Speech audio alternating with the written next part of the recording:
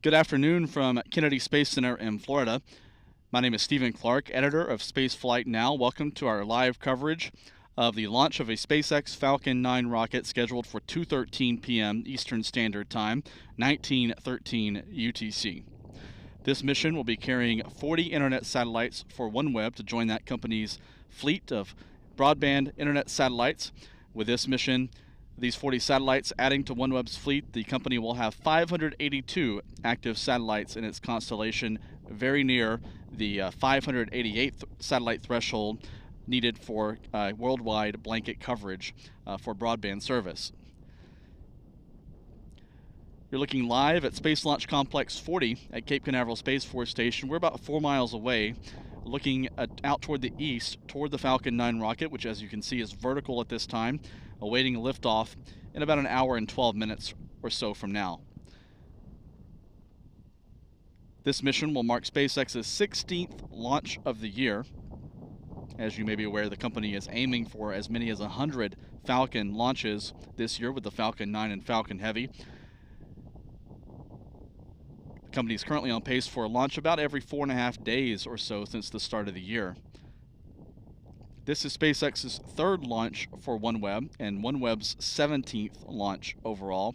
The 40 satellites inside the nose cone of the Falcon 9 were built by OneWeb Satellites. That's a joint venture between OneWeb and Airbus Defense and Space. That joint venture has a factory located just outside the gate of Kennedy Space Center, just a few miles away from where we're at now, where those satellites have been manufactured and produced. The first generation satellites for OneWeb have largely been complete. So all the satellites are built, and currently about 100 or so of those satellites remain to be launched to complete the constellation. 40 of those, of course, ready for liftoff this afternoon. The Falcon 9 booster, the first stage, will be returning to Cape Canaveral Space Force Station about 8 minutes after liftoff for a touchdown at Landing Zone 1. That's a few miles south of Pad 40. This booster will be going for its 13th flight to space this afternoon after debuting back in 2020. That returning booster is expected to be accompanied by double sonic booms, which could be heard across Florida's Space Coast as the booster, 15 stories tall, makes its way back into the atmosphere for landing. If you haven't done so already, please hit the thumbs up or the like button on our YouTube stream. That helps us gain a larger audience for our launch coverage. That really helps us out as we try to attract more viewers to bring this launch to as many people as possible. Later in our coverage, we'll have a detailed look at the OneWeb satellites, what they look like, what their mission is, as well as some statistics and details on the Falcon 9's launch sequence this afternoon. It'll take about an hour and a half for this mission to deploy all 40 satellites into a polar orbit. So this polar orbit will require the Falcon 9 to head off to the south from Cape Canaveral Space Force Station after it departs Pad 40. And again, it's about an hour and a half from the time of liftoff until the mission is complete for SpaceX.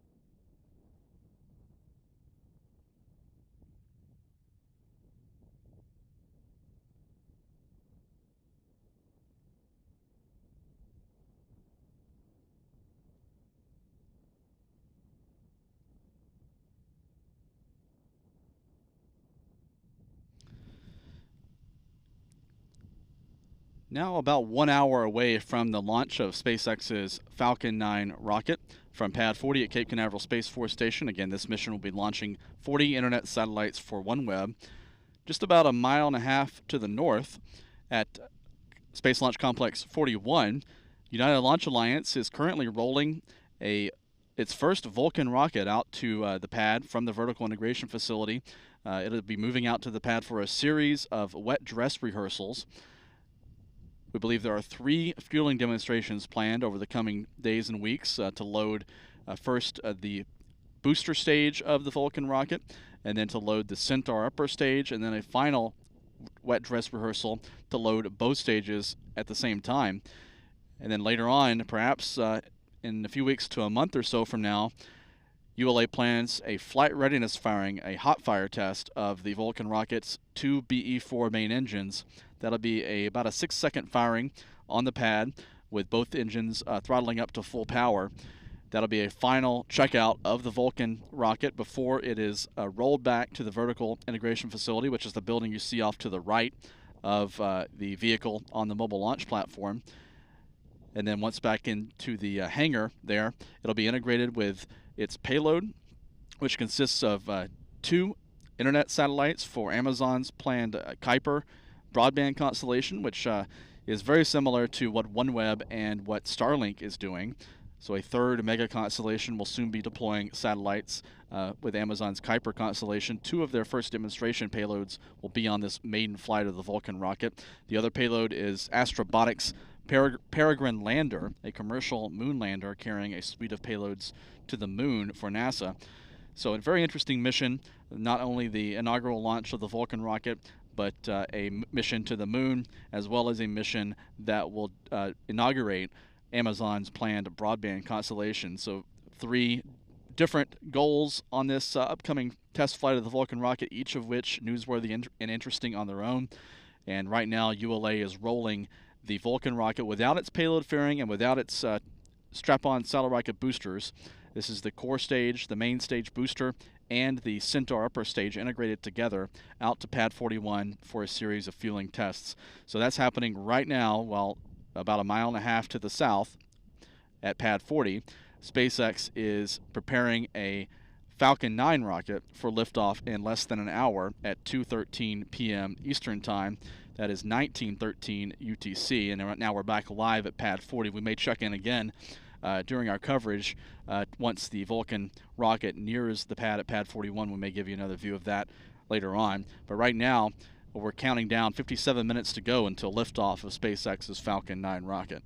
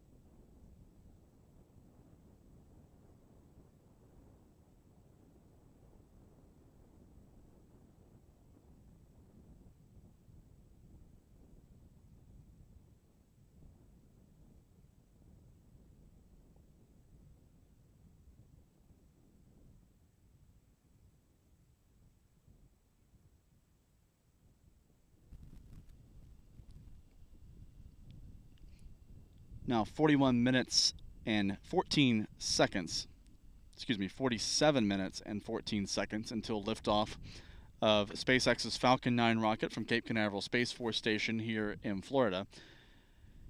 If you haven't done so yet, please hit the thumbs up or the like button on our YouTube stream. That helps us gain a larger audience for our coverage.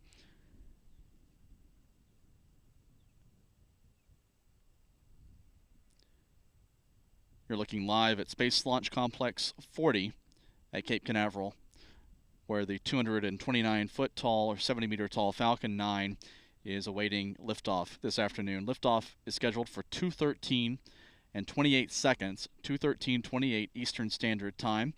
The exact time in UTC is 19:13 and 28 seconds.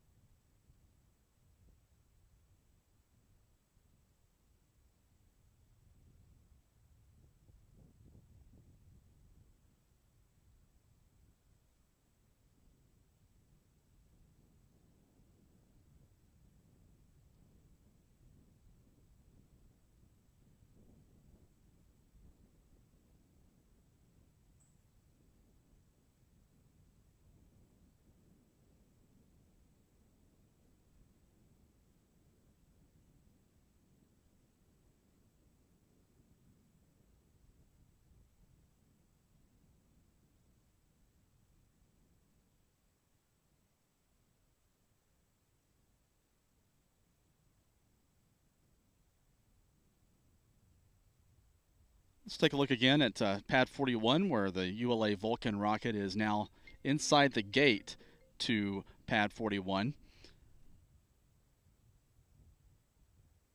The Vulcan Centaur rocket is just passing through the lightning towers, in between those two lightning towers, riding rails for that journey. It's about a third of a mile from the vertical integration facility to the launch mount at pad 41 over the flame trench.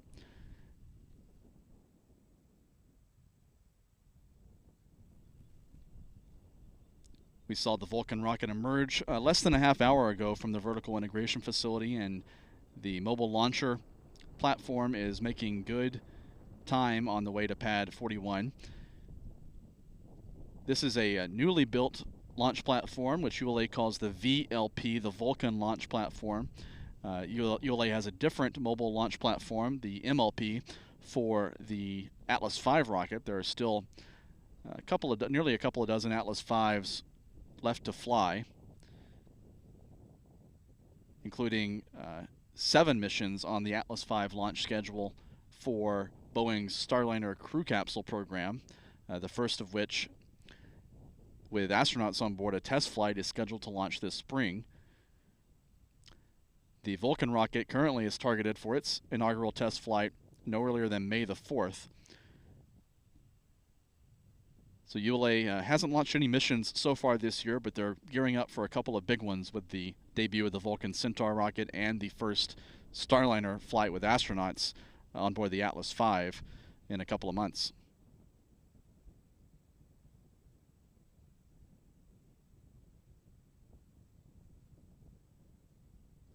Now back on pad 40, looking at the Falcon 9 rocket. About 1.5 miles separate these two launch pads, pad 40 and pad 41. These two launch pads were originally constructed in the 1960s for the Air Force's Titan rocket program. Pad 40 hosted its last Titan IV launch in 2005, and then the Air Force at the time handed over the lease to pad 40 to SpaceX a couple of years later, and SpaceX launched the very first Falcon 9 test flight from pad 40 back in June of 2010. Today's mission will mark the 209th flight of a Falcon 9 rocket. and the 15th Falcon 9 launch of the year, 16th SpaceX launch overall in 2023. Again, that's a pace of about one launch every 4 to 5 days.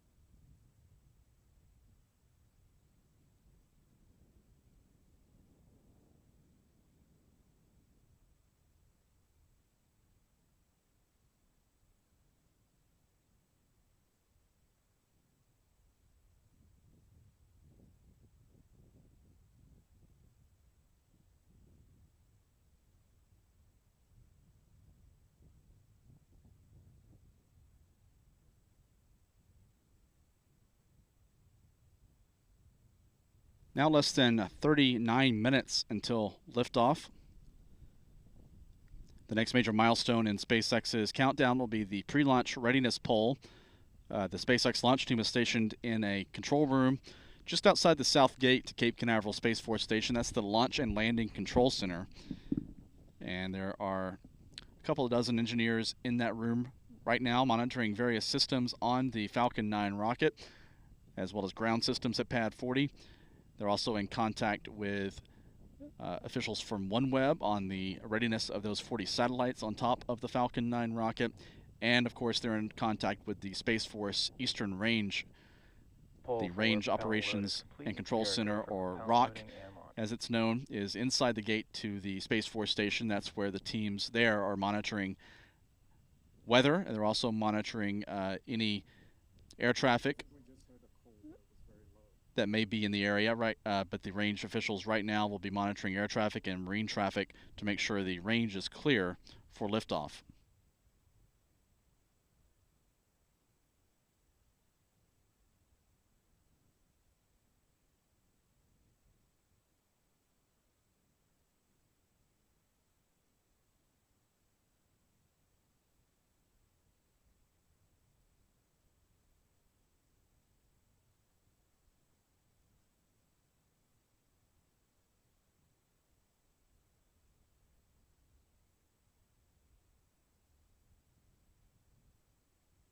Falcon 9 tanks are venting for the start of prop load.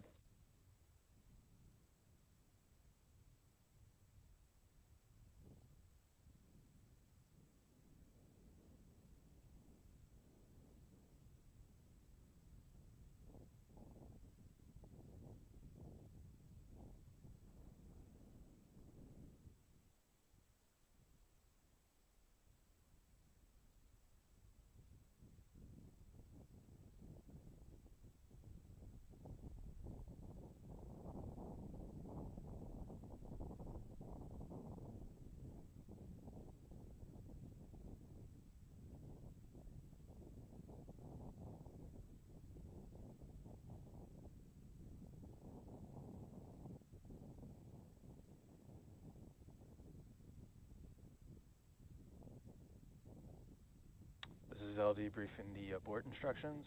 For non-urgent no-go conditions, brief the CE or LD and they will approve aborting the countdown. For urgent issues affecting the safety of the operation, operators shall call hold, hold, hold on the countdown net. Launch control will abort the auto sequence immediately and proceed into launch abort. At T-minus 10 seconds, launch control will be hands-off and relying on automated abort criteria for the remainder of the count.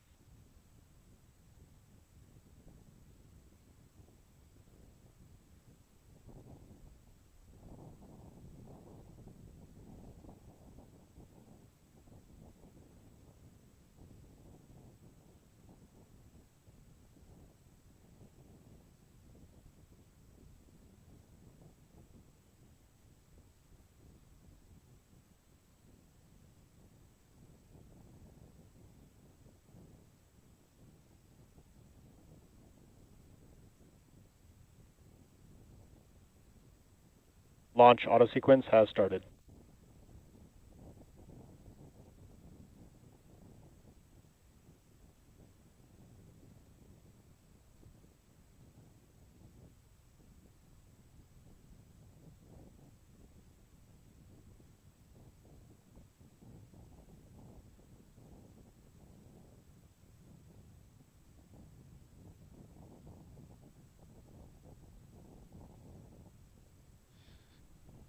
We've heard the call from SpaceX Launch Control just a few moments ago that the auto sequence has started. That began at T-minus 35 minutes, and so the Falcon 9 rocket on pad 40 is now being loaded with kerosene and liquid oxygen propellants. About 1 million pounds of propellant will be loaded into both stages of the Falcon 9 over the next half hour or so.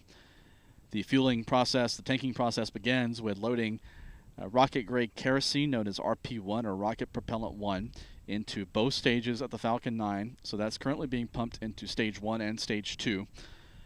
In parallel with that, the cryogenic oxidizer, liquid oxygen, which is chilled to a temperature of several hundred degrees below zero, a densified oxidizer, is also being flowed into stage 1 at this time.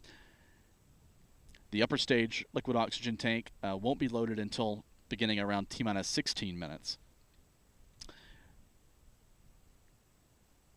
So everything looks to be on track, on schedule for launch of the Falcon 9 at 2:13 p.m. Eastern Standard Time, 1913 UTC, with 40 OneWeb internet satellites on board.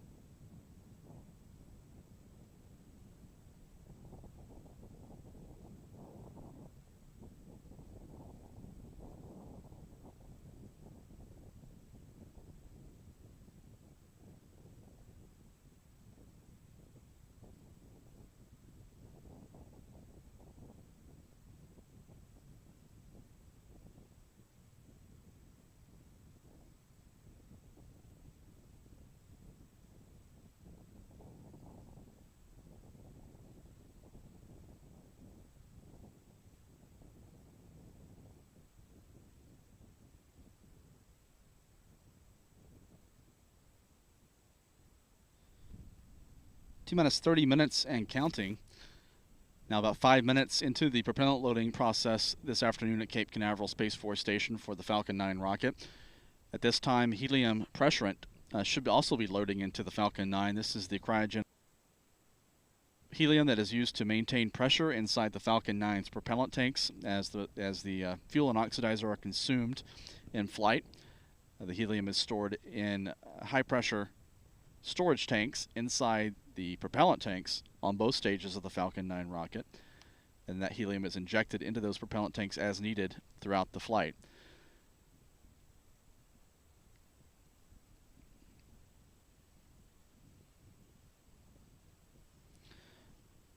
This mission is launching 40 internet satellites for OneWeb.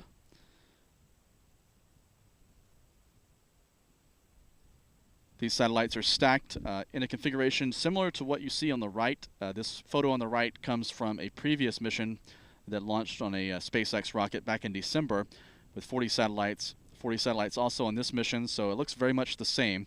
The satellites are clustered onto a dispenser apparatus, and then they're released basically 2 at a time over the course of about 37 minutes.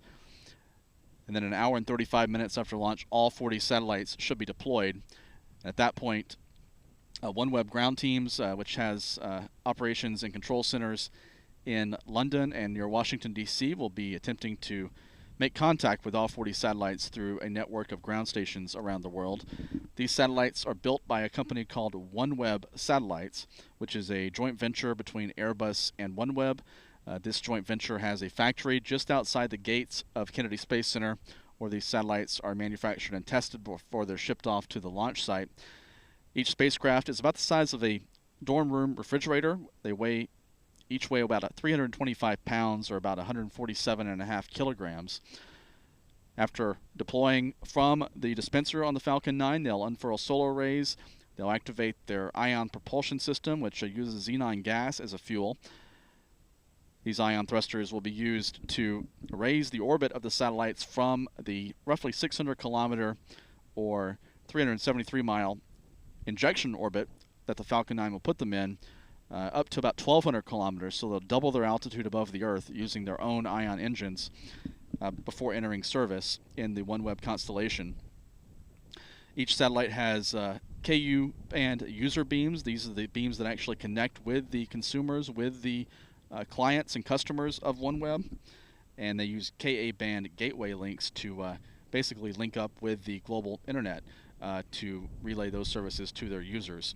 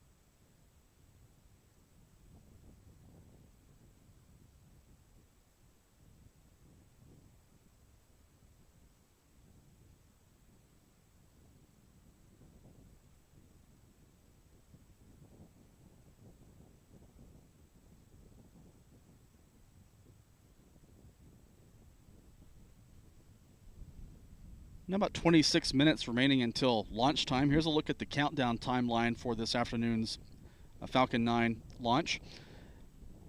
We've already passed a few of these milestones. At T-minus 35 minutes, propellants started loading into the Falcon 9 rocket. As I mentioned, 3 of the 4 propellant tanks on the Falcon 9 are currently being filled. The 4th, which is the oxidizer tank on the upper stage, will begin loading at 16 minutes prior to launch.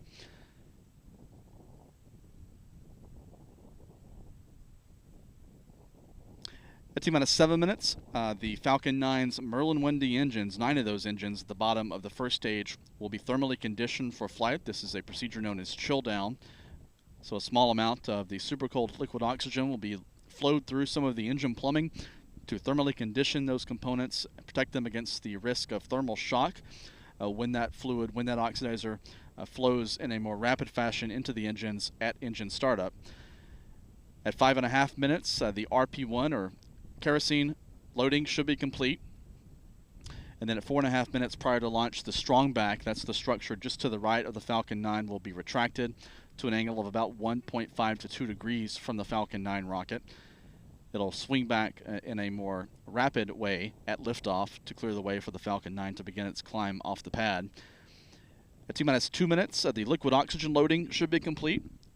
At that point, SpaceX will have a fully loaded 1.2 million pound Falcon 9 launch vehicle ready for liftoff, and at 60 seconds prior to launch, control of the countdown will be handed from a ground computer, which is currently overseeing the countdown sequence, to the Falcon 9's onboard flight computer. That flight computer on the rocket will govern the final minute of the countdown. It will send commands to pressurize the propellant tanks, bring them up to flight pressure, close vent valves on the rocket during that process as well. And then at 45 seconds, we expect to hear from SpaceX's launch director that they're go for launch. And then the engine startup command will be given at T-minus 3 seconds using an ignition fluid called TTAB. That's triethyl aluminum, triethyl borane. You may have heard us talk about that. That was an issue that delayed a launch last week for a NASA crew mission. That ignition fluid will be used to light all 9 Merlin engines, and then after a very quick automated health check, the command will be issued to open 4 hydraulic clamps at the base of the rocket, allowing the Falcon 9 to begin its rise into space, into orbit from pad 40. Again, this mission is carrying 40 OneWeb satellites into a polar orbit. On the left, you see what one of these satellites looks like in the factory with its antennas there and the solar arrays stowed against the spacecraft body. Each of these spacecraft is about the size of a mini refrigerator. On the upper right is a artist concept of the OneWeb network, which is spread into 12 orbital planes to enable global coverage. This mission will bring the total number of active OneWeb satellites to 582 in those 12 orbital planes. OneWeb says it needs 588 for uninterrupted global internet coverage for its consumers. So this mission will get them very close. There's another mission scheduled for launch later this month on an Indian rocket that will actually put OneWeb above that 588 satellite threshold. On the lower right here is a view of what a OneWeb satellite looks like in orbit, 1,200 kilometers, about 750 miles above the Earth, with its antennas and solar arrays unfurled.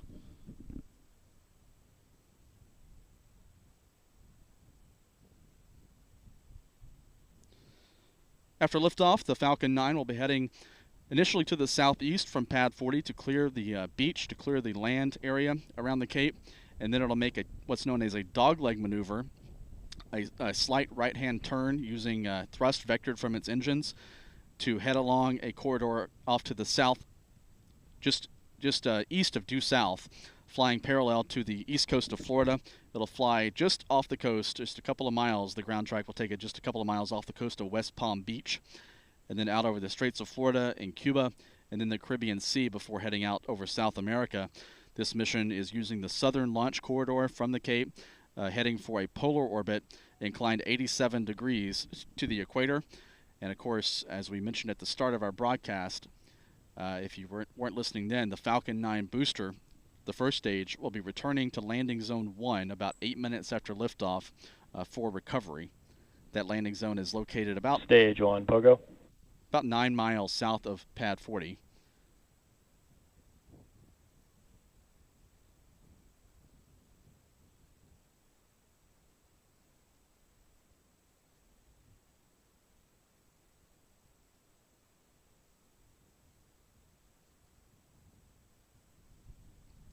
Coming up on the completion of RP1 loading, kerosene loading on the second stage of the Falcon 9 rocket.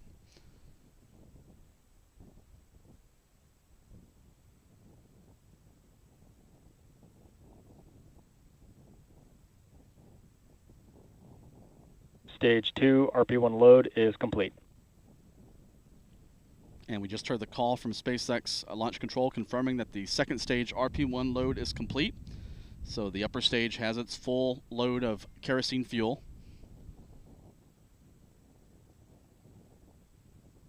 We're now seeing the so-called big vent from the strongback out at pad 40. You see some oxygen vapors venting from the strongback. This is part of the preparation to begin loading liquid oxygen into the second stage. This is a step to purge and chill down the liquid oxygen line that runs from the ground storage tank up to the inlet into the oxygen tank on the second stage. This will run a few minutes, and then at 16 minutes, at T-minus 16 minutes, the loading will commence on the second stage liquid oxygen tank, and we'll see that big vent that you see here dissipate and terminate. Now less than 20 minutes until liftoff of the Falcon 9.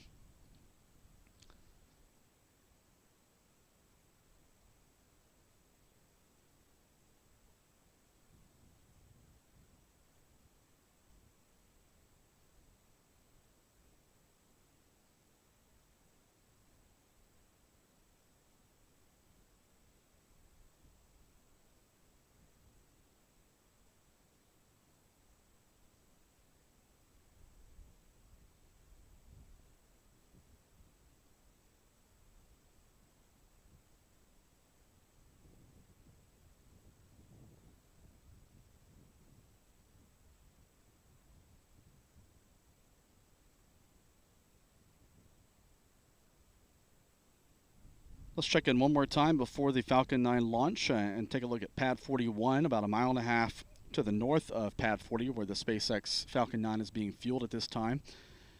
ULA's Vulcan rocket is now nearing pad 41. It's now inside the fence, the perimeter fence of pad 41, and is about to be positioned over the flame trench and the flame hole. This is rolling out in preparation for a series of fueling tests planned over the coming days and weeks. We believe there are 3 fueling tests planned, according to ULA, to load the booster stage, the Centaur upper stage, and then a final test to load both stages at the same time, and then a test firing of the 2 Blue Origin-built BE-4 engines at the base of the Vulcan first stage is planned in the coming weeks or coming month or so. Is the current schedule for that test firing. Liftoff of this very first Vulcan Centaur rocket is currently targeted for no earlier than May the 4th. This Vulcan rocket is the replacement for ULA's Delta and Atlas rockets. Back on pad 40 now, we're continuing to see the big vent from the strongback. That should be terminating soon.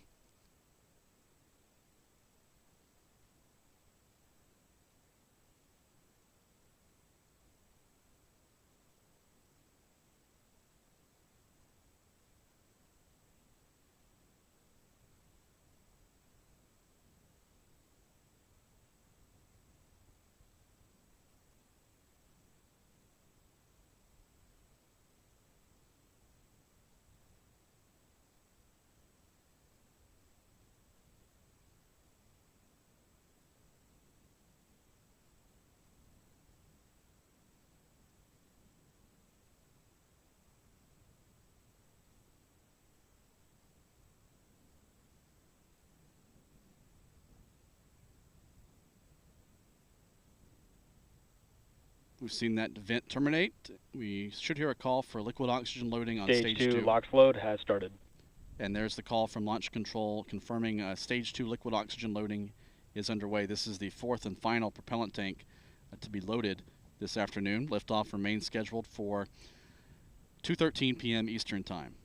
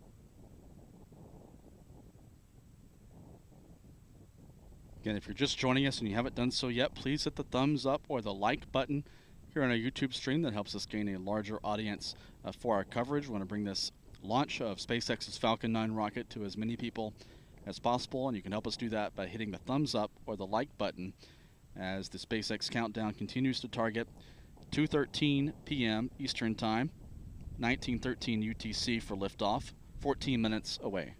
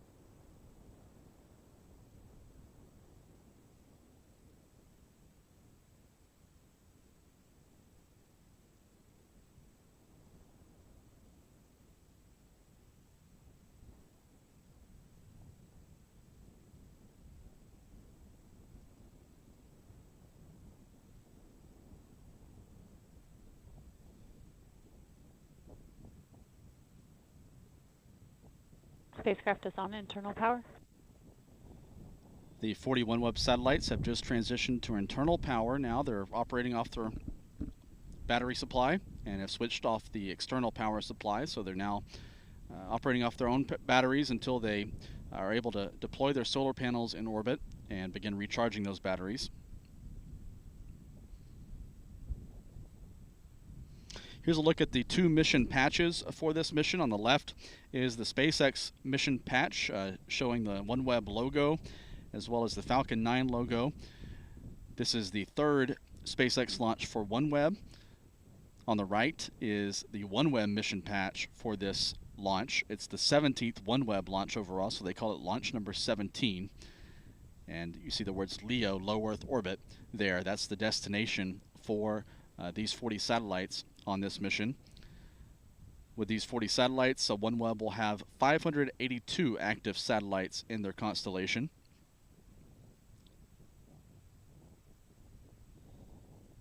Later this month, another batch of 36 OneWeb satellites is ready for liftoff on an Indian GeoSylv Mark III rocket, a geosynchronous satellite launch vehicle. This is through a contract between OneWeb and NSIL, New Space India Limited, the commercial arm of the Indian Space Agency. This mission, scheduled for later this month from India, will actually put OneWeb past the 588 satellite threshold. Those 588 satellites, that's the number needed for a uniform global coverage with the network.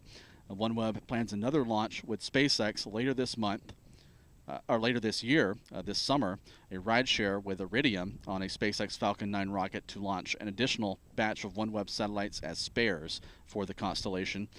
Of course, OneWeb is also working on a Generation 2 constellation that will begin launching a few years from now.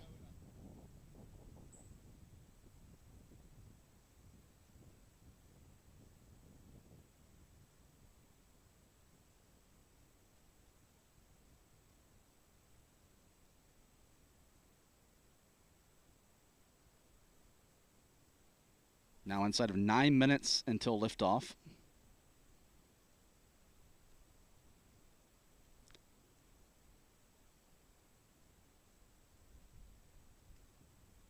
Here's a look at the launch timeline for this mission. It's a pretty standard profile for the Falcon 9 rocket. The first stage will burn about 2 minutes and 17 seconds with its 9 Merlin engines. Then that booster will detach and begin returning to Cape Canaveral. It'll perform a boost back burn after a flip maneuver to begin thrusting back toward the Florida coast, ultimately landing on landing zone 1 at Cape Canaveral Space Force Station just shy of the 8-minute point in today's mission. The upper stage will fire its single Merlin vacuum engine for about 6 minutes to inject the 41 OneWeb satellites into a so-called parking orbit. It's a very low elliptical orbit. And then a second burn by the upper stage engine about 55 minutes after launch will circularize the orbit at 373 miles, or about 600 kilometers. And then this OneWeb satellites will begin separating in pairs, generally speaking, about 59 minutes after the launch. And all 40 satellites should be off the rocket at an hour and 35 minutes into the mission. The booster on today's mission is booster number 1062. It's going for its 13th flight today. It most recently flew last month on February the 12th with a batch of Starlink internet satellites. So it's about a 25-day turnaround for this booster. It's not quite a record. The record is 21 days between flights of a Falcon 9 booster. But this booster has been in SpaceX's fleet since 2020. It's launched 2 GPS satellites as well as 2 crew missions. Engine chill has started. 2 private astronaut missions, the Inspiration 4 flight with billionaire Jared Isaacman and 3 crewmates on board in 2021. And then last April it launched the Axiom 1 commercial crew mission to the International Space Station. So a booster that has a lot of history to it. It's flown a lot of important missions. And this mission today will add to the roster with 40 more OneWeb satellites riding this rocket into space.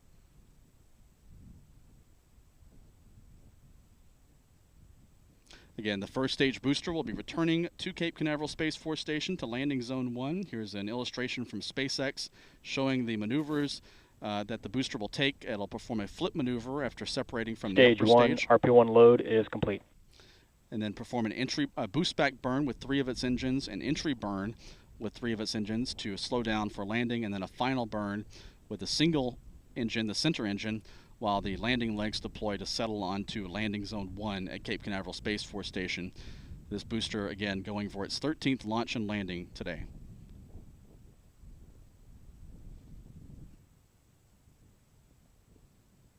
We heard calls in the last couple of moments about chill down of the Merlin engines on the first stage, so that thermal conditioning is underway. We also heard that the RP1 load, the kerosene load on stage 1, has been completed, so both stages now full of kerosene fuel. About 46,000 gallons of that fuel is on board. Liquid oxygen loading continues down until about T-minus 2 minutes.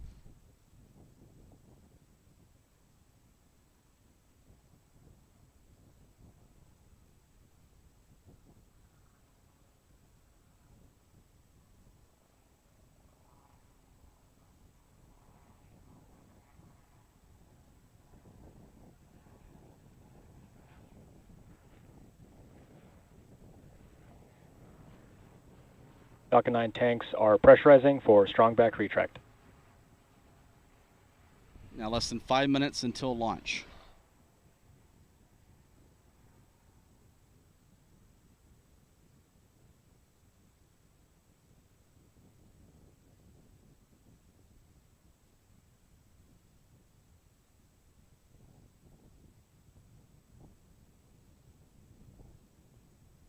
strong back retract has started.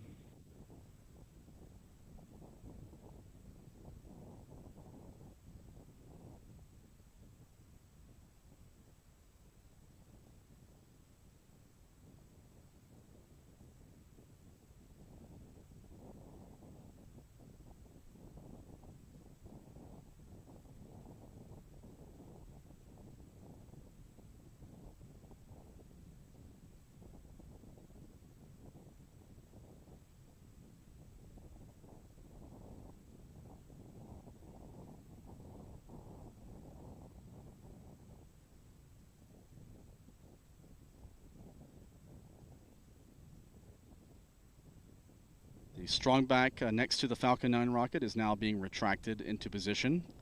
It'll move about 1.5 degrees from the Falcon 9 from the fully vertical position and remain there until liftoff, when it'll swing back further from the rocket.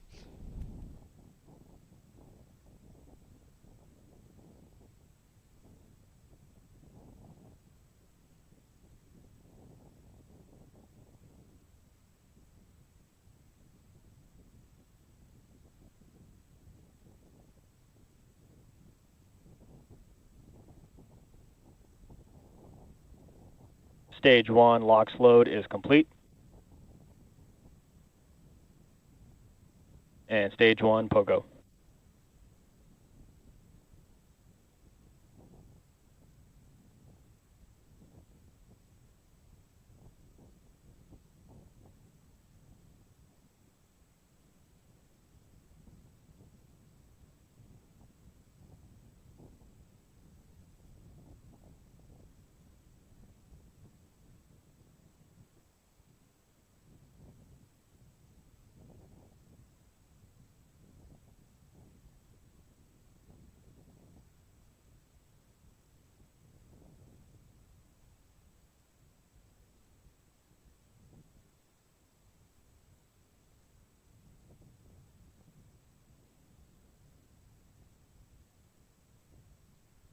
T-minus 2 minutes and counting. Liquid oxygen loading is complete on the first stage, should now be wrapping up on the second stage. With that, the fill and drain valves on the rocket will be closed for flight. Again, at T-minus 60 seconds is when the handover from the ground computer. Stage 2 computer LOX load is complete. To the flight computer should occur. And we just heard the call that the second stage liquid oxygen load is now complete.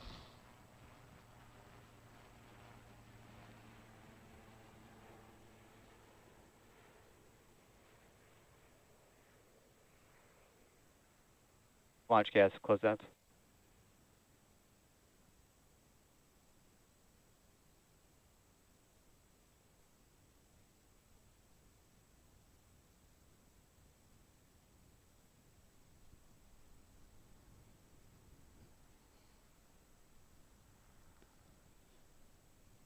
T-minus 60 seconds. The handover should be occurring now from the ground computer to the Falcon 9's flight computer.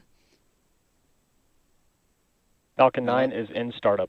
Less than a minute away from the launch of SpaceX's 16th mission of 2023. That startup call does confirm that the Falcon 9 flight computer is in command of the count. LD, go for launch. Launch director has confirmed he is go for launch.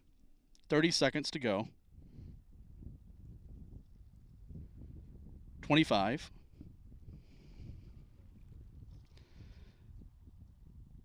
The engine startup sequence will begin at T-minus 3 seconds.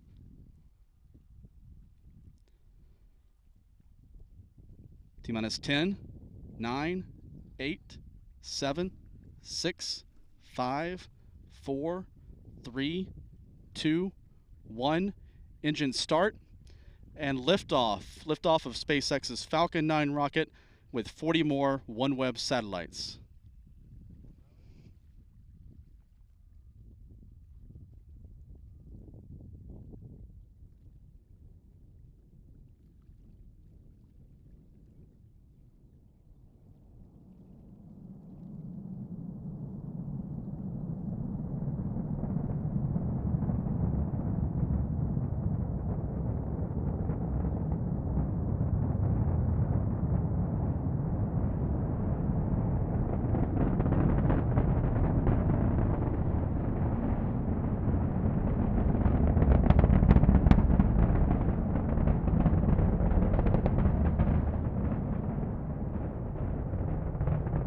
T plus 50 seconds.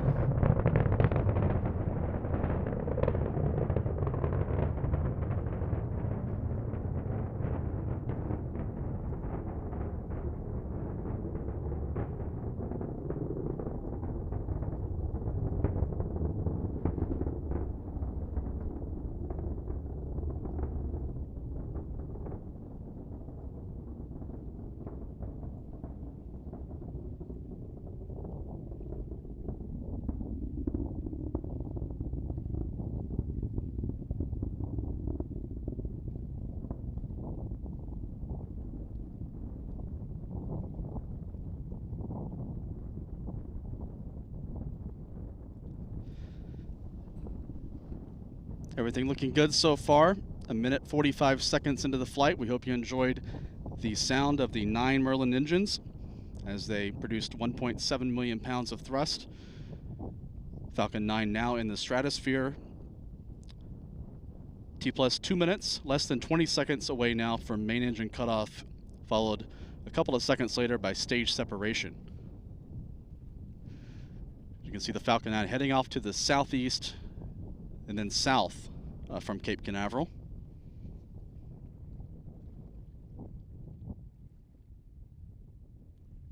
Main engine cutoff.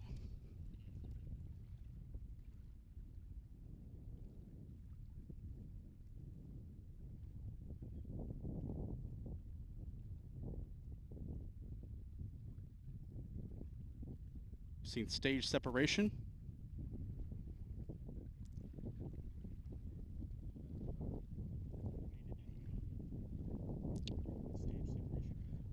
Now showing views from SpaceX, showing the boost back burn on the left underway on stage 1.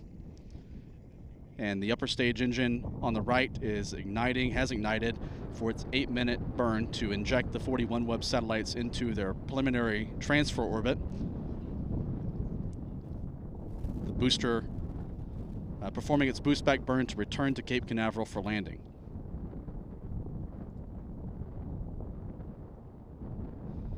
The SpaceX video feed comes with a bit of a delay, so you see the clocks don't quite match. That's because the clock on the upper right is real-time since launch. The feed from SpaceX from these onboard cameras occurred a few seconds ago.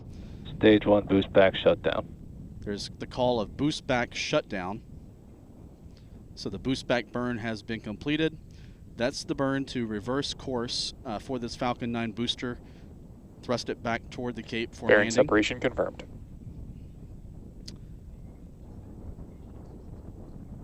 There's the payload fairing jettison. You see that payload fairing falling away from the upper stage. Beautiful shots from onboard cameras on both stages of the Falcon 9. You see the grid fins have deployed on the booster on the left-hand side of your screen. These 4 titanium fins are used for aerodynamic stability as well as some steering authority as the Falcon 9 dips back into the atmosphere. The first stage booster now at 129 kilometers altitude. The upper stage just passing 170 Both kilometers. vehicles are following nominal trajectories.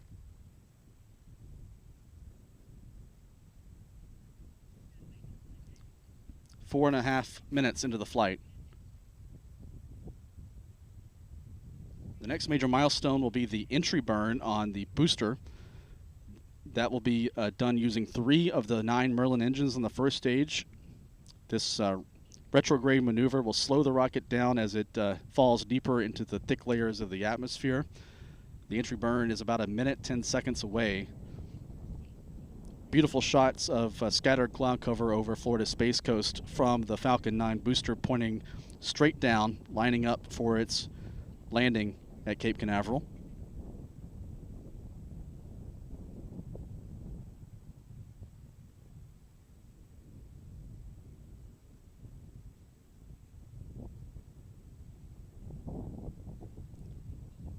Five and a half minutes into the flight. That first stage now descending under 100 kilometers altitude. 25 seconds from the expected time of the entry burn.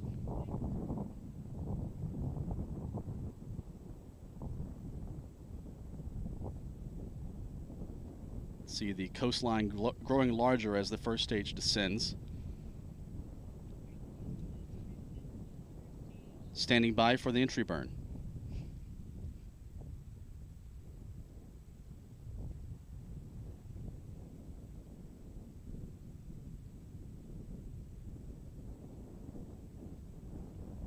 Stage 1 entry burn, startup. The entry burn is underway. We're seeing that in our camera from Kennedy Space Center. Switch to that now, showing the entry burn underway, the thrust from those 3 engines, and there's cutoff of the entry burn. Stage 1 entry burn, shutdown. Switching back to Stage 1 SpaceX's FTS is saved. camera view. The Cape growing larger, 28 kilometers and descending for the first stage. The upper stage continuing to hit its marks on the Both climb vehicles into continue to orbit. follow nominal trajectories. Merlin vacuum engine producing 200,000 pounds of thrust in the final phase of its burn to place these 40 satellites into parking orbit. 12 kilometers in descending for the first stage. Stage 1 transonic. Stage 2 FTS is saved. And the landing burn is underway. We can see that from Stage our 1 camera landing here burn. at Kennedy Space Center.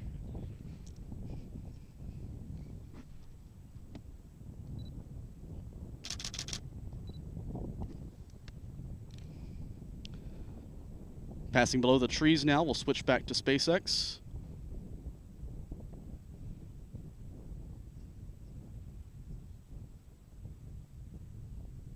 Beautiful onboard shot of landing zone 1 Stage 1 coming into landing view. leg deploy.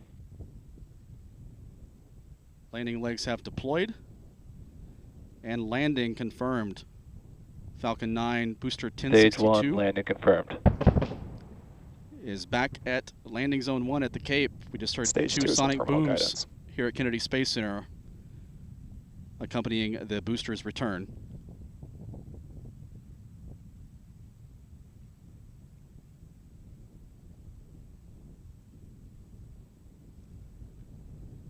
Standing by for cutoff of the upper stage engine. Coming up in less than 10 seconds now.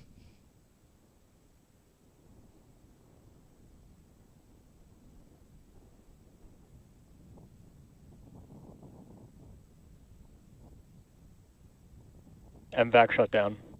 And there's the call, MVAC shutdown. So the second stage engine has shut off.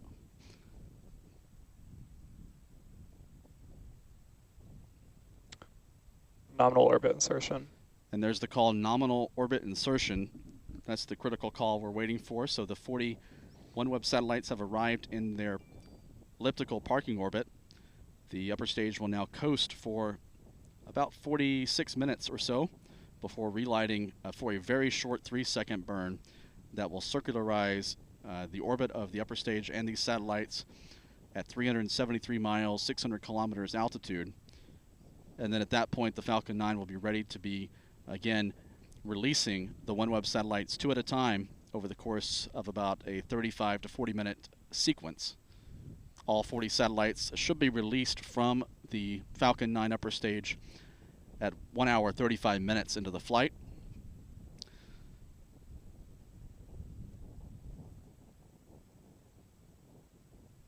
Again, we saw the Falcon 9 lift off from pad 40 at 2:13 p.m. Eastern Standard Time, 1913 UTC.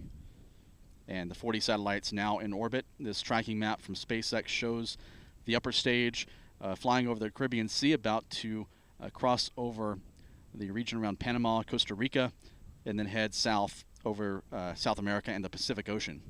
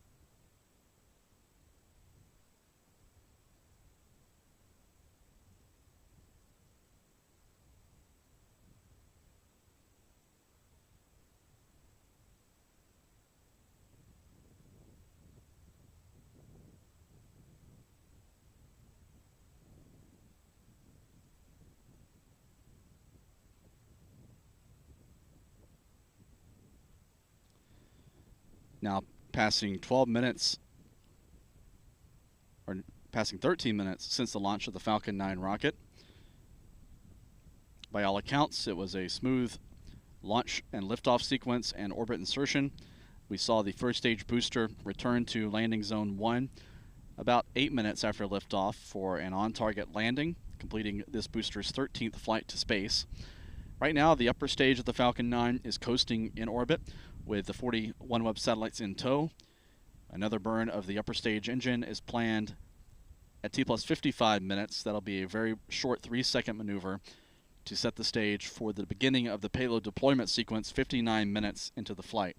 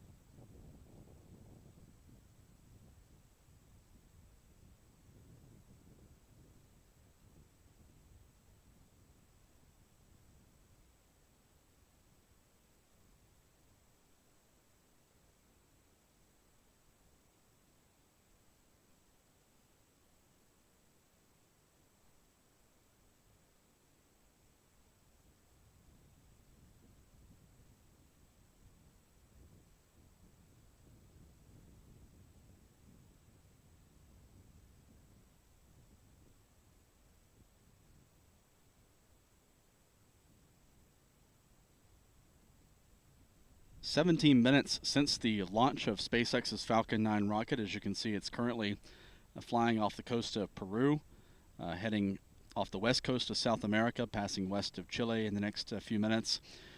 It'll head over Antarctica and then make a swing north over the Indian Ocean, and that's where the Falcon 9 upper stage will relight its engine at about 55 minutes after launch, around 38 minutes from now. And then the OneWeb satellites, the 40 spacecraft on board, will begin releasing from the dispenser on the Falcon 9 upper stage about 59 minutes into the flight, about 42 minutes from now.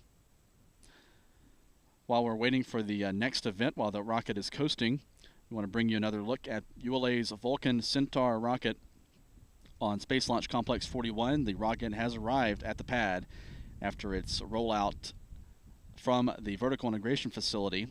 It rolled about 1,800 feet, or about a third of a mile, out to pad 41 earlier during the Falcon 9 countdown, as a matter of fact. And now the Vulcan, now that it's on pad 41, ULA will begin preparing for a series of critical tests. There will be 3 fueling demonstrations on board the Vulcan Centaur rocket. The first of those will be loading propellant into the first stage booster of the Vulcan Centaur rocket, and then they'll drain that propellant. There'll be a similar demonstration for the Centaur upper stage. The Centaur on the Vulcan rocket is known as the Centaur 5. It's a expanded, a larger version of the Centaur upper stage that currently flies on the Atlas V rocket. And then there will be a wet dress rehearsal, a countdown practice run planned, where they will run through an entire countdown sequence, load both stages of the Vulcan rocket, and then the plan after that is to drain those propellants, the methane, liquid hydrogen, and liquid oxygen, and then prepare for what ULA calls a flight readiness firing. It's a static fire test of the 2 main engines on the first stage of the Vulcan Centaur. These 2 engines are built by Blue Origin. They're called the BE-4 engines. 2 of these are on the first stage. They'll burn for about 6 seconds at the end of a follow-on, a subsequent practice countdown run. And if all that goes well, the Vulcan Centaur rocket will then return to the vertical integration facility for integration with its 2 strap-on solid rocket boosters, as well as the payload fairing, which will contain multiple payloads. It'll carry a lunar lander for the company Astrobotic, which has a contract with NASA. That mission is a privately developed lunar lander called the Peregrine, which carries payloads for NASA. Also on board the Vulcan Centaur rocket, when it launches, will be 2 demonstration satellites for Amazon for their Kuiper broadband network. So if you're familiar with our coverage, you'll know we cover a lot of launches for SpaceX's Starlink internet network. Today's mission, as we've covered many before, also for OneWeb's internet network. Amazon is coming out with their own broadband constellation, and mega constellation as it's known, which will number more than 3,000 satellites. The first 2 of those, the demonstration birds for this constellation, will be launching on the maiden flight of the Vulcan rocket. The launch currently is targeted for no earlier than May the 4th, with these payloads on board for Astrobotic and Amazon. So we'll be keeping watch of the Vulcan rocket on pad 41 as it runs through the fueling tests in the coming weeks, as well as the flight readiness firing, and then the launch. We'll be covering that, of course, here on our YouTube channel and on spaceflightnow.com. So an exciting few weeks ahead for ULA as they prepare their first Vulcan rocket for flight. This is the flight article that's on pad 41 on its mobile launch platform, the very same rocket that will be used on the first flight later this spring.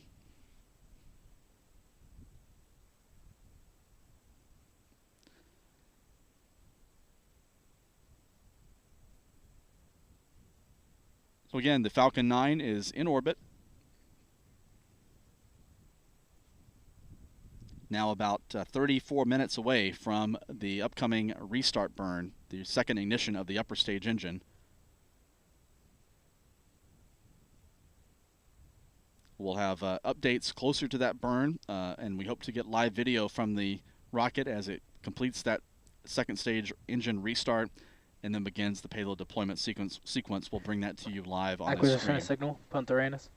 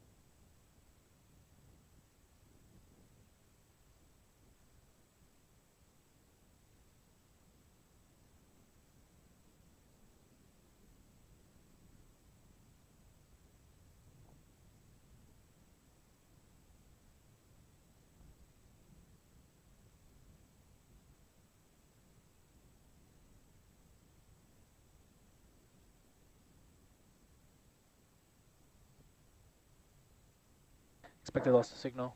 Punta Arenas.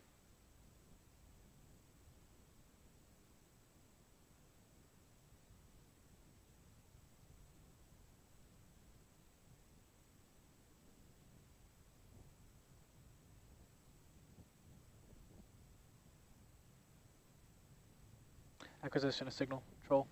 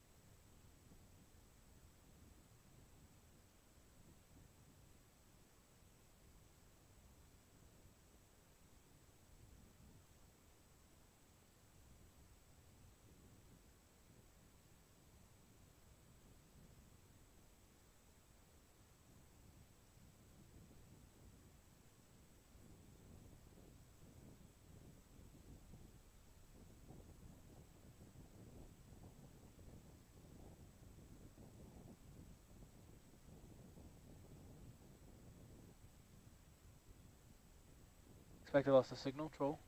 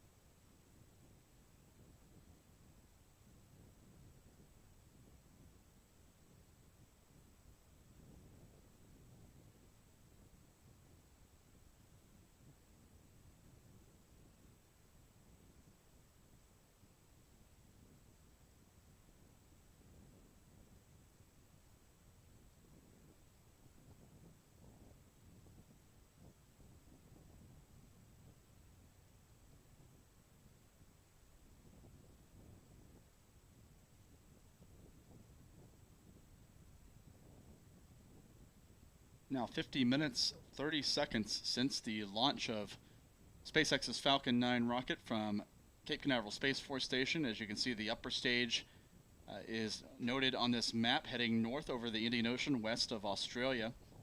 Less than 5 minutes away from the expected time of restart of the upper stage engine. That burn will be very short, just about 3 seconds in duration. The Falcon 9 has a rather powerful upper stage engine that can produce more than 200,000 pounds of thrust. That's quite a lot for an upper stage engine. So only 3 seconds of impulse needed from that Merlin vacuum engine to reshape the orbit of the rocket and the OneWeb satellites into a more circular orbit at 373 miles or about 600 kilometers altitude. The rocket currently is heading north over the Indian Ocean, now about 4 minutes away from the engine restart.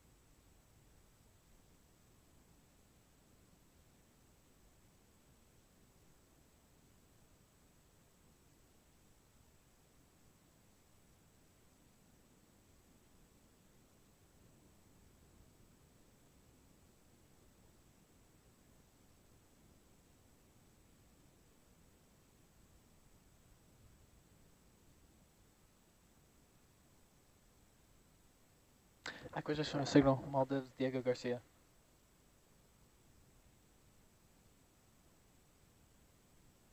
Now less than a minute away from the expected restart of the upper stage engine. Again, this is going to be a 3-second burn, very short. The Falcon 9 upper stage now in range of a ground station on the island of Diego Garcia in the central Indian Ocean.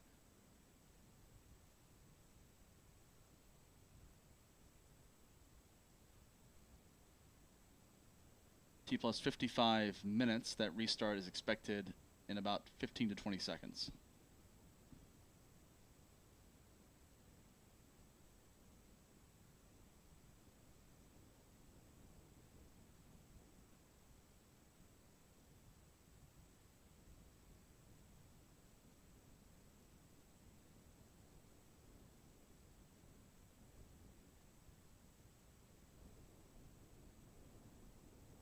Seeing live views now from the upper stage, and there's ignition of the Merlin vacuum engine and shutdown of the Merlin vacuum engine. Again, that was a very short burn of the Merlin vacuum engine. Nominal orbit insertion. And we heard the call now of nominal orbit insertion, so the rocket is in or very near the expected orbit, 604 kilometers altitude. The target was around 600 kilometers, so that's within range of expectations. The deployment sequence for the 40 OneWeb satellites will begin in about 2 minutes and 40 seconds.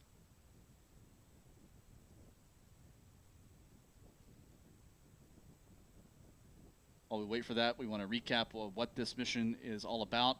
It's launching 40 OneWeb internet satellites. OneWeb is a London-based company, one of several commercial companies developing mega constellations of hundreds or thousands of internet satellites alongside SpaceX, which of course has their own Starlink internet network with more than 3,500 satellites currently active. OneWeb has 542 active satellites. This will bring that number to 582 with these 40 new spacecraft set for deployment in the next few minutes. Another company about to begin deploying more than 3,000 satellites is Amazon for internet service as well. These OneWeb satellites are built by a company called OneWeb Satellites as a joint venture between Airbus and OneWeb. This JV has a factory at just outside the gate of Kennedy Space Center, a few miles away from Pad 40 where this mission departed. Each satellite is about the size of a mini fridge or dorm room refrigerator. They weigh about 325 pounds apiece, 147 kilograms. They use xenon-fueled electric propulsion systems. Each satellite uses ion thrusters for in-space maneuvers. The Falcon 9 will be releasing the satellites at about 600 kilometers altitude, and those satellites will be using their onboard propulsion to maneuver up to 1,200 kilometers over the coming months. And then they'll begin service using a Ku-band user beams, Ka-band gateway links to OneWeb's commercial customers.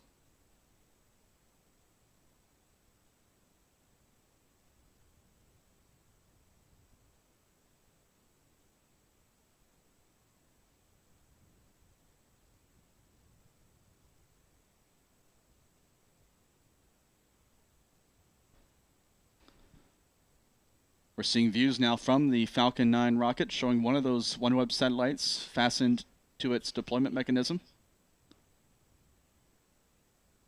The deployment sequence should be beginning in less than a minute.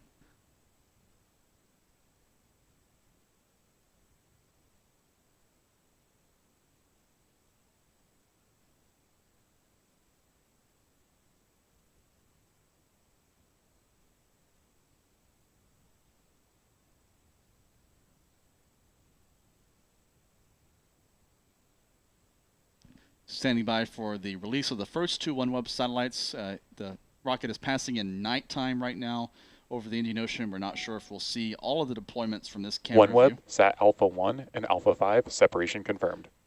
There you go. You see one of the satellites now has just separated. It was visible briefly in the upper left of this frame. So two satellites are away. We saw one of those in this video view.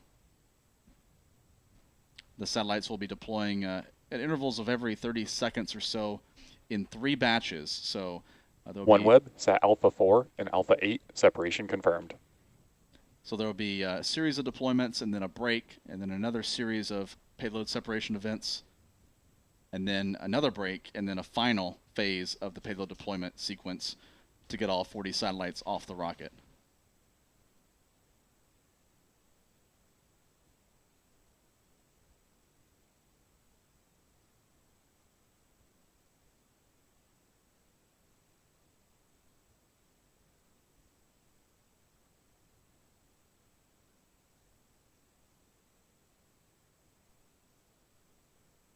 One hour since liftoff of the Falcon 9 from here at Cape Canaveral, Florida. 4 of the 40 OneWeb satellites have been released from the rocket so far.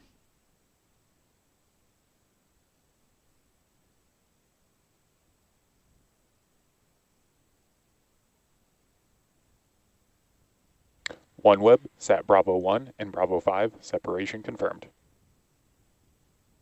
2 more satellites have deployed.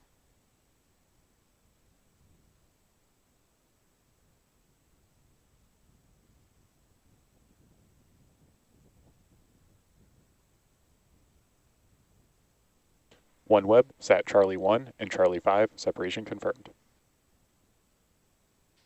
That marks 8 OneWeb satellites that have been separated from the Falcon 9 so far, 32 to go.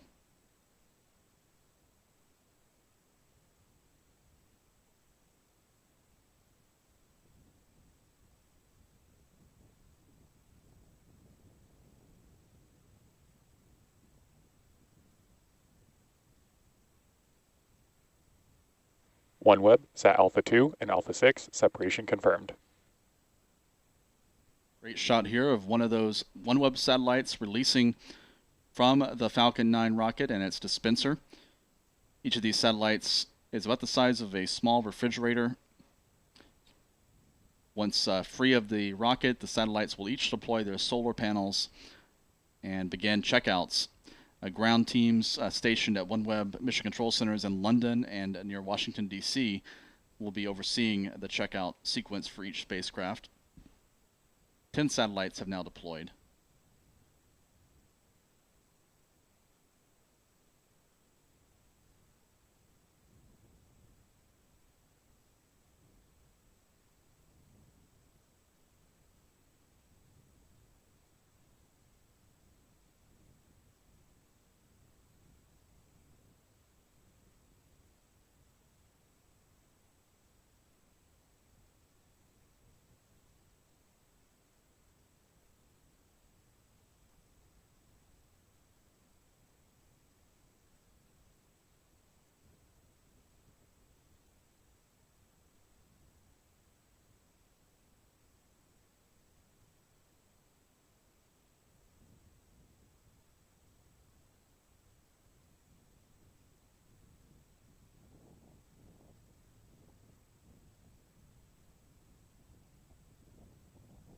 OneWeb, Sat Bravo 4 and Bravo 8, separation confirmed.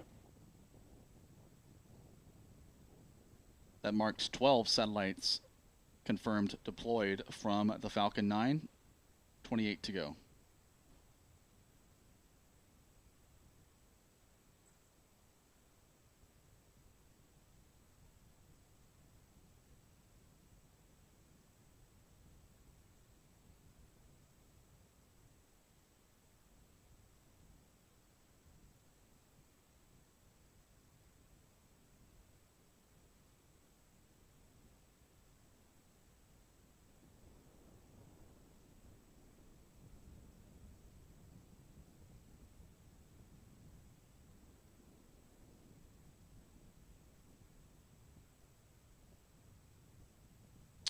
There are 2 more OneWeb satellites to be deployed in this batch of deployments.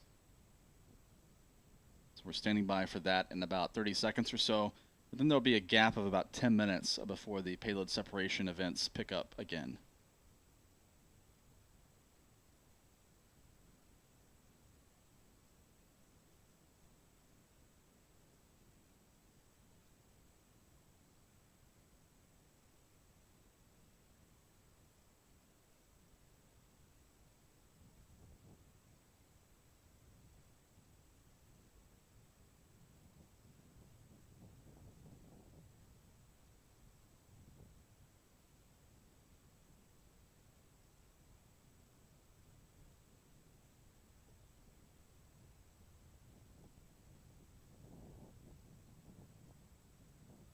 Expected loss of signal Maldives.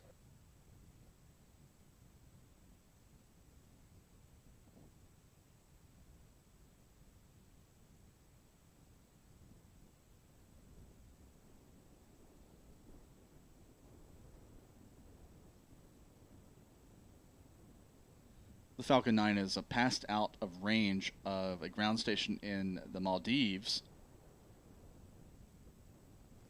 There were 2 more satellites that were to be deployed around the time that the telemetry signal was lost. That loss of signal is expected with the rocket flying out of range of that ground station. So we may have to wait a few minutes for a confirmation of that final pair of separations from the first gang of deployment events. 1 hour, 5 minutes into the flight, the next series of deployments is set to begin at 1 hour, 14 minutes into the flight, about 9 minutes away.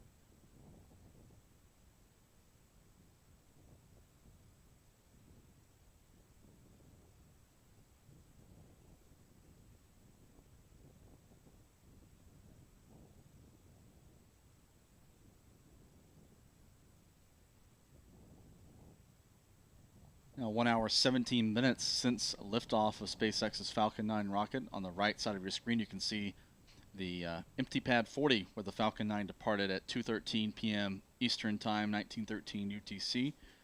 On the left is the location of the upper stage of that Falcon 9, currently over Acquisition of signal, Svalbard. Siberia, heading north. 9, OneWeb, satellite separations confirmed. Heading north, soon to fly over the Arctic Ocean, rather. And we just heard the upper stage is back in range of a tracking station on the island of Svalbard, Norway.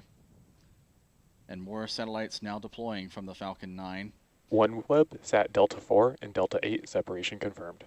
So before the loss of signal, we heard confirmation of 12 OneWeb satellite deployments. And with that reacquisition, we heard a call that there were 9 more confirmed. That's 21, and we just saw 2 more satellites to deploy. So by my count, that is 23 OneWeb satellites that have been confirmed deployed from the Falcon 9. You can see that dispenser's becoming more scarce with satellites, with 23 spacecraft now separated, 17 more to deploy over the next 17 minutes or so.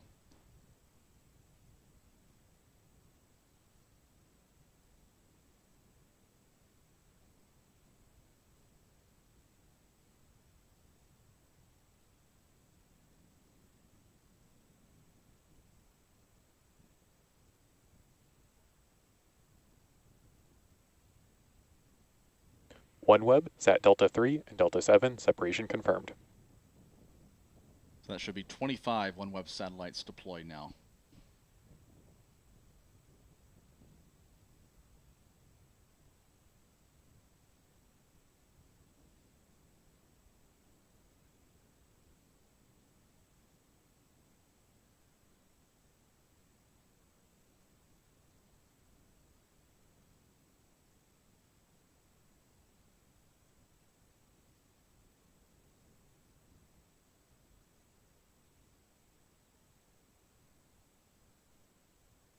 OneWeb, sat Charlie 2 and Charlie 6, separation confirmed.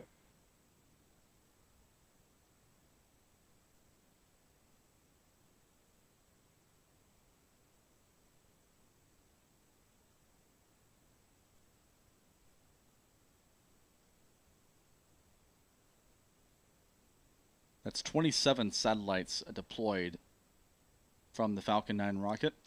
So now we're going to wait another 10 minutes before the next sequence of deployments begins.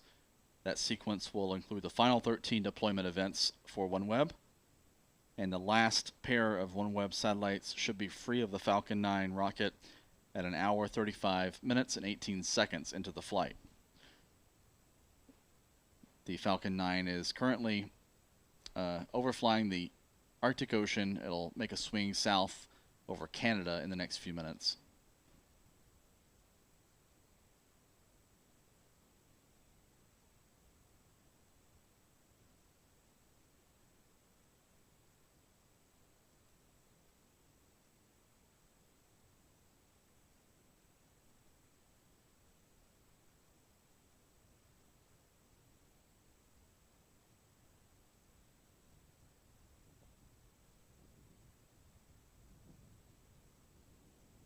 Acquisition of signal, Philly.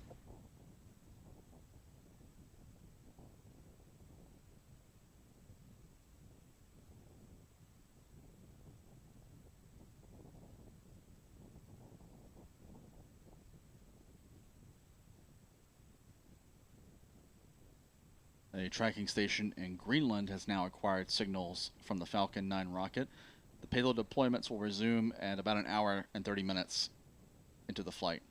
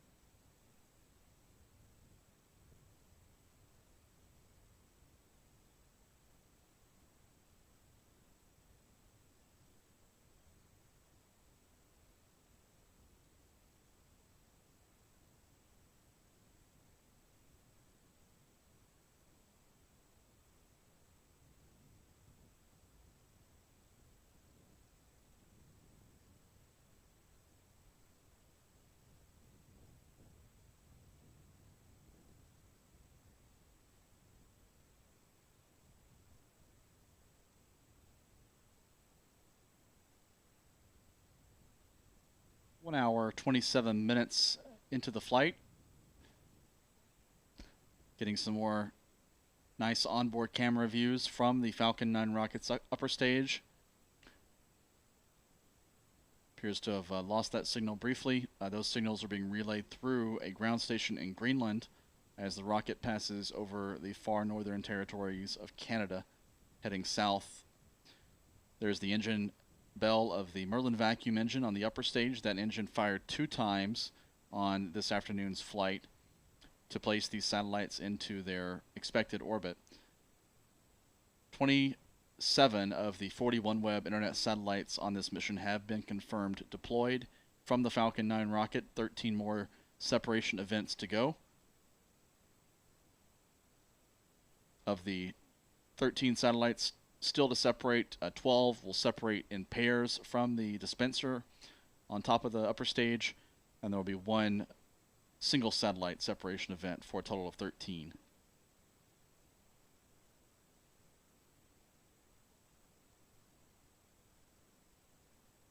The payload deployments are expected to resume at 1 hour, 29 minutes, 40 seconds, about a minute from now.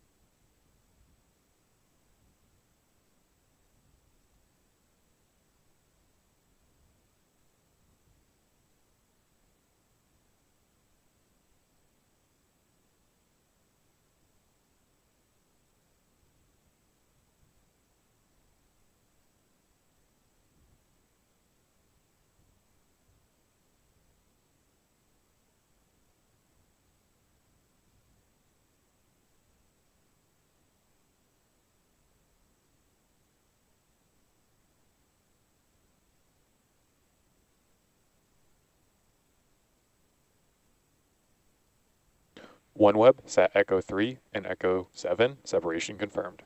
And the deployments have resumed, and we're seeing live video from the Falcon 9 upper stage as 2 more of these small refrigerator-sized satellites release from the Falcon 9. These OneWeb satellites each weigh about 325 pounds, about 147 kilograms at launch. They're built by a company called OneWeb Satellites, which itself is a joint venture between OneWeb and Airbus Defence and Space.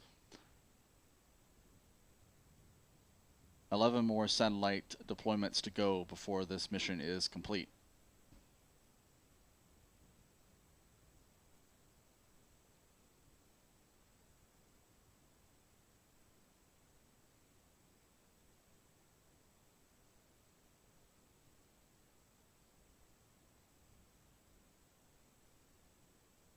OneWeb, sat Bravo 3, separation confirmed. And there's the single satellite separation event, so that's number 30 of 40, now free of the Falcon 9 rocket.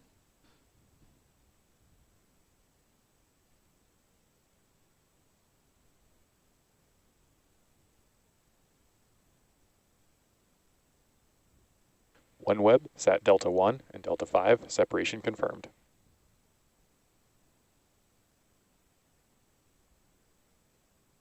That's 32 satellites deployed as Falcon 9 soars over northern Canada. That'll make a pass over the central United States in the next couple of minutes.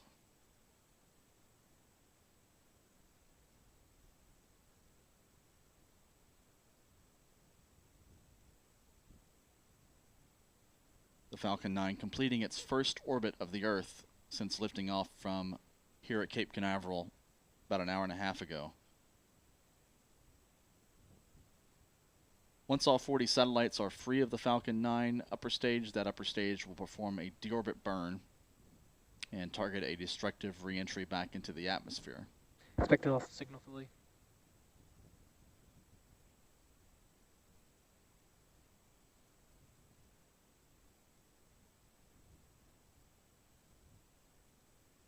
OneWeb, Sat Echo 8, separation confirmed.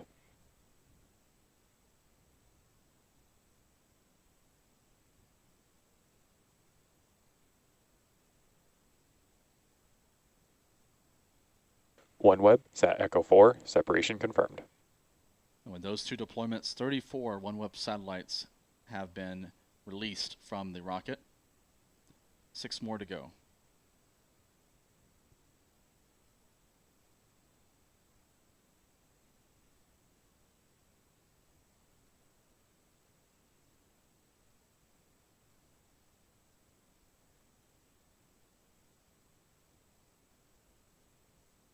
Acquisition of signals. Vandy.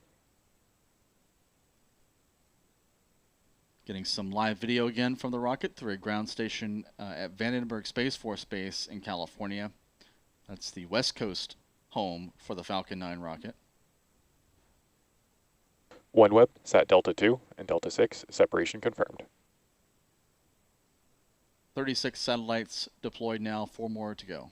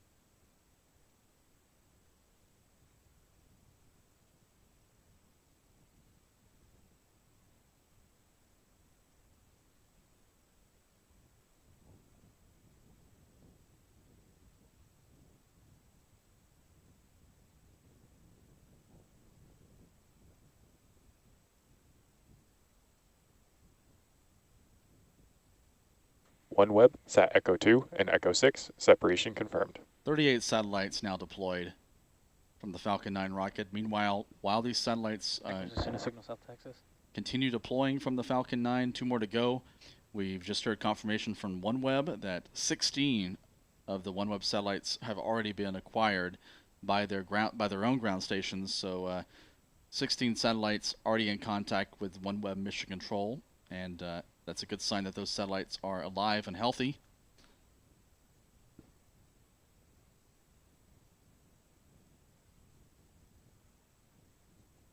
OneWeb, Sat Echo 1 and Echo 5, separation confirmed. 40 OneWeb spacecraft separations confirmed. And now the final 2 OneWeb satellites have deployed. You can see both of them flying away from the dispenser on the Falcon 9's upper stage as the rocket flies over Canada. So that's 40 satellites deployed, all in the proper orbit at about 600 kilometers or 373 miles above the Earth. Rocket now over the northern United States, heading south, flying over the Rocky Mountain region. It'll fly over, looks like far west Texas and then Mexico. So after one orbit of the Earth, you can see Florida coming into view in this map, where the Falcon 9 rocket departed an hour and 36 minutes ago. Stage 1 located at landing zone 1 here at the Cape after completing its flight to space and back to Earth. It landed back here at the Cape 8 minutes after launch. And on the left, Pad 40, where the mission began at 2:13 p.m. Eastern Standard Time, 1913 UTC. This was SpaceX's 16th launch of the year and the 209th flight of a Falcon 9 rocket, 219th flight overall for SpaceX's Falcon rocket family, including Falcon 9s, Falcon Heavies, and Falcon 1s. This was also the 17th launch overall for OneWeb. 13 of those launches have been flown on Russian Soyuz rockets under contract with Arianespace. Now 3 launches on SpaceX Falcon 9 rockets and 1 launch for OneWeb on an Indian GSLV Mark III rocket. So OneWeb now has 582 active satellites in orbit. That's of the 588 satellite threshold needed for continuous worldwide internet service through their broadband network. The next launch for OneWeb will be in late March on an Indian GSLV Mark III rocket with 36 more satellites. That will put OneWeb over the hurdle of that 588 satellite mark and give them a full constellation once all these satellites are in their proper orbit. That'll take several more months. So they're looking at mid-2023 for having all 588 plus satellites in orbit providing commercial internet service. SpaceX has one more launch on contract for OneWeb in the summer time frame. That's a rideshare mission with Iridium flying out of Vandenberg Space Force Base. That'll carry up spare satellites both for OneWeb and for Iridium's voice and data relay network. So that will wrap up the first generation constellation for OneWeb, which has plans for launching thousands more satellites in a second generation constellation in a few years' time.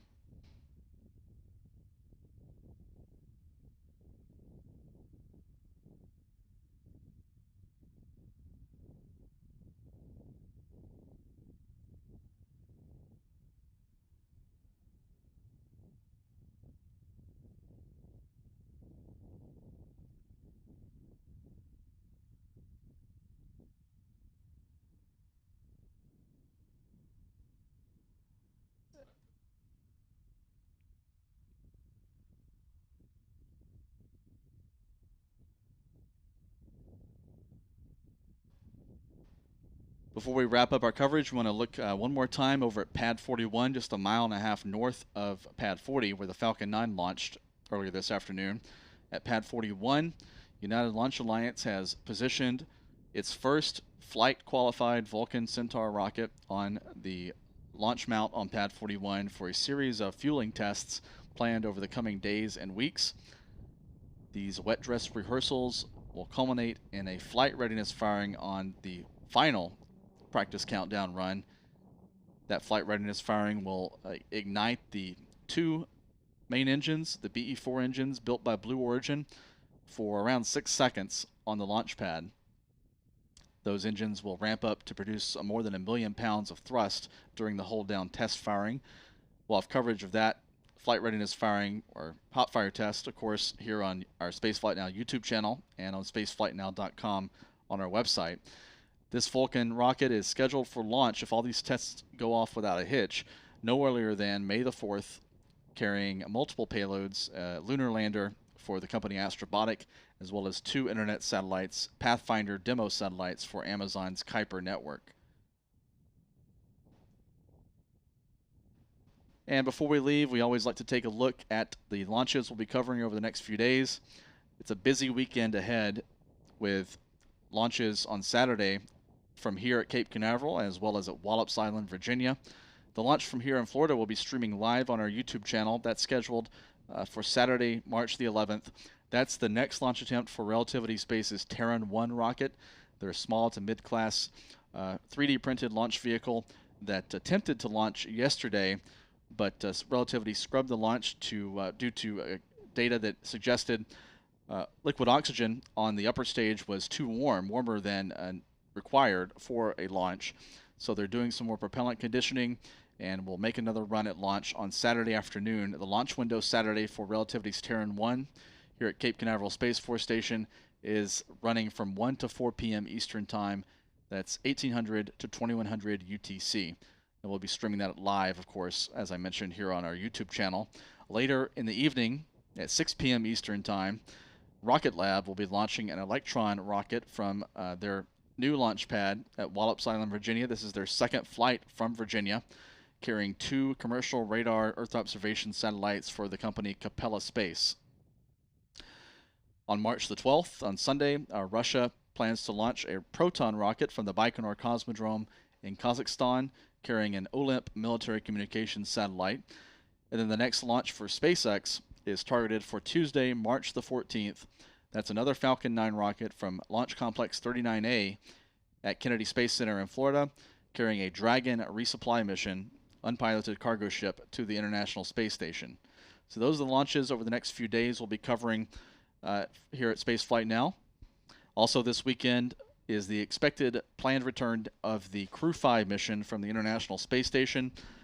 Right now, weather permitting, the Crew 5 astronauts, 2 U.S. astronauts, a Japanese astronaut, and a Russian cosmonaut, are scheduled to undock from the International Space Station on their SpaceX Dragon crew capsule early Saturday, and then head for landing off the coast of Florida, splashdown in the ocean on Saturday night if weather permits. So that's a very busy Saturday ahead with the launch of Relativity Space's Terran 1 rocket from here at the Cape, the launch of an Electron rocket by Rocket Lab in Virginia, and the planned return of 4 crew members from the International Space Station on SpaceX's Dragon Endurance spacecraft. So again, thanks for joining us for our live coverage of OneWeb launch number 17 today on SpaceX's Falcon 9 rocket. We'll see you next time.